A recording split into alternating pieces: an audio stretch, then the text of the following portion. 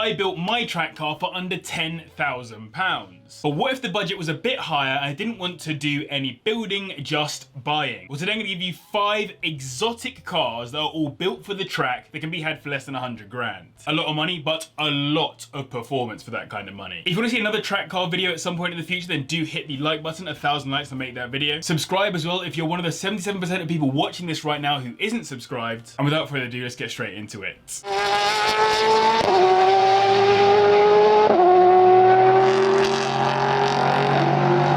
They might not be having the best time in Formula 1 right now, but Alpine's only current production road car, the A110, is actually incredibly popular across Europe, particularly unsurprisingly in France. Here in the UK it's a little bit more niche, however it still has a loyal following, one strong enough that we were lucky enough to recently get the track-focused example, the Alpine A110R. The standard A110 was built to take on the Cayman and TT class of sports cars, bringing a bit of retro French flair to the table, and the R has taken what was already a nice formula to a whole new level. It comes with the same 1.8 litre turbocharged inline-4 engine, putting out 295 brake horsepower, the least on this list by some margin, but still more than enough to get it to 60 in 3.9 seconds, which is pretty rapid. That's because it is significantly lighter than the standard car, 34 kilograms to be exact, thanks to a very liberal smattering of carbon fibre components, some of them like the bonnet and the two-piece aerodisc carbon wheels clearly visible. You'll find plenty inside and under the car too, like the carbon fibre bucket seats matched with the 6-point harness and a lightweight sports exhaust too. All in, it weighs 1,082 kilograms or 2,385 pounds in freedom units, so we're heading into Lotus territory. The only new part outside of the new rear wing that I could find that actually increased weight was the suspension, but that is very much worth it given its proper adjustable track suspension. But like the rear wing, which combines with the other aero parts to produce 110 kilograms more downforce than the standard A110, it's very much for performance, so a reasonable trade-off. These start at around the £88,000 mark, and brand new without options they start at 90k anyway, so for 100 grand you're basically paying to skip the queue and get into a 2023 model with 2k on it.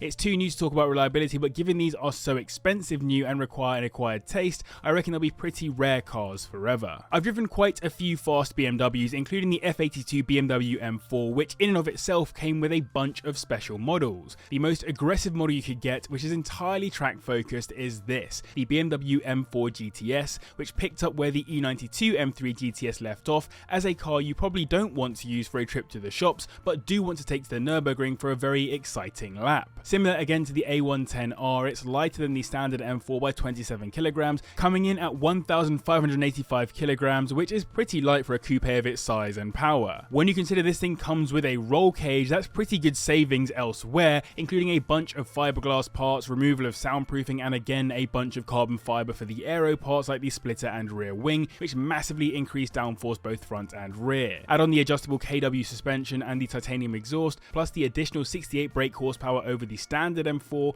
and you have a car that can lap the Nürburgring in 7 minutes 28 seconds, 24 seconds faster than the base M4, and the same time as a Carrera GT. That's also of course thanks to that 3 litre twin turbocharged inline-6 block, which makes 493 brake horsepower, taking it to 60 in 3.7 seconds. You'll find that's pretty similar to the DTM Champion Edition M4, which is effectively a special edition again on top of the GTS, although it lacks a bit of the track performance features that the GTS has. Bucket seats and harnesses matched with an aggressive use of Alcantara really finish off the fact that this car is a track weapon, but I've never actually seen one at a track day, probably because the E92 M3 GTS is such a collector's car nowadays already. People are planning for the same with these, despite the fact that there are just 150 M3 GTSs globally versus 700 of these. Speaking of price, these start at around £83,000 and 100k will get you a 2016 model with 1.5k on the clock. Despite the Mercedes-AMG GT-R being a grand tourer at its core, in GT-R spec it is an ultra-powerful, lightened and focused track car, which is why if you're in the market for an exotic AMG GT and you don't plan to track it, get the C instead. In my opinion, the perfect exotic version of this car. But if you do want to go on track, get the R. It's effectively a GT3 race car formula dumbed down for the roads. It's actually very similar to the GTC outside of the manually adjustable coilovers and the aero parts, much of which is accurate active like the underfloor fairing, and some of which needs to be played with manually like the rear wing. Just imagine you could take one of these to a track day and change the position of the rear wing to be max downforce or max speed with a wing that came from factory. It does lose some of the creature comforts of the GTC like the keyless start and everything similar, though they could all be optioned back onto the car. Again, this is why if you want a lovely exotic Grand Tourer, just buy the GTC and leave the R for track use. The R is capable enough that it of course became the safety car in Formula 1 back in 2018 and has retained that role ever since,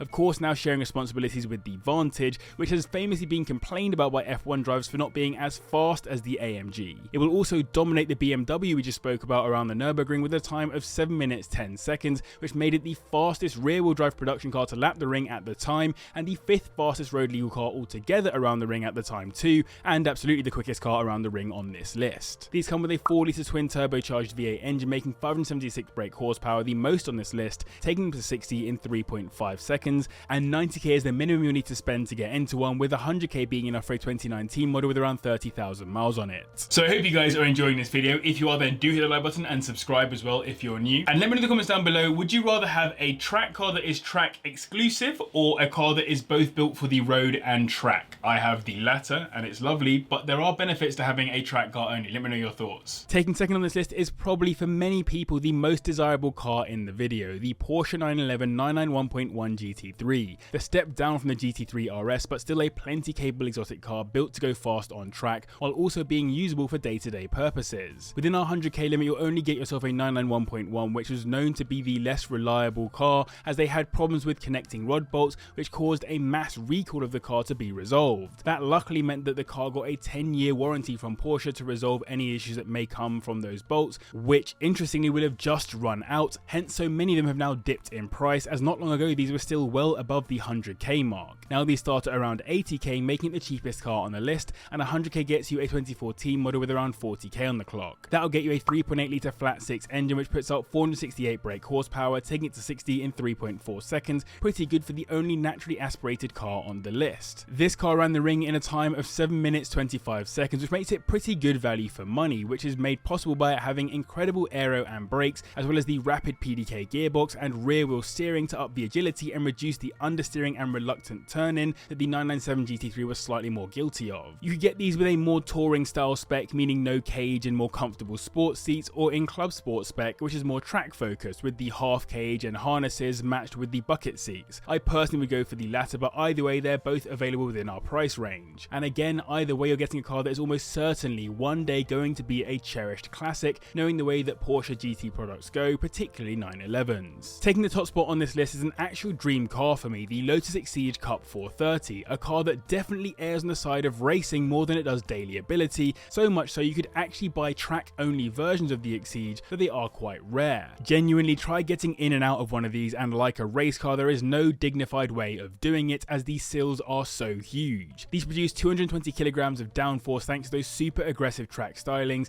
and they weigh just 1038 kilograms, lighter than the A110R we started this video with. So given it's lighter and more powerful than the Alpine, it only makes sense that it would take to the top spots on this list thanks to its 3.5 litre supercharged Toyota V6 engine, which makes 430 brake horsepower, taking it to 60 in 3.2 seconds. Some serious acceleration out of a manual only rear wheel drive car. That manual gearbox is a work of art, or more specifically the exposed linkages in that stripped out interior, which also has the harness seat belts and bucket seats, matching the other cars in this video. It's also tuned to change gears faster than any previous Exige with a shorter throw, and Lotus's aluminium precision shift mechanism, plus a super quick clutch pedal which can take some getting used to. For the brakes, it also gets AP Racing 4-piston calipers front and rear, and comes with a bunch of carbon fiber too, of course, hence that lightweight. I recently reviewed an Emira, and though I thoroughly enjoyed it, I do still wish Lotus were carrying on down the ridiculous track car route, which I personally am completely enamored with. The main problem, however, is that Lotuses can be quite expensive to work on, and while that Toyota engine is pretty reliable, damaging panels or anything like that can cost an arm and a leg. Speaking of price, these start at around £86,000, with 100k getting you into a 2018 model with around 10k on the clock. And so there you have it, 5 exotic cars that are very much track focused. I hope you enjoyed this video. If you did, then do hit the like button and subscribe as well if you're new. Mass thanks to the patrons for their support, and to you guys all for watching. And if you want to see that review on the Lotus Emira, then click on screen right now.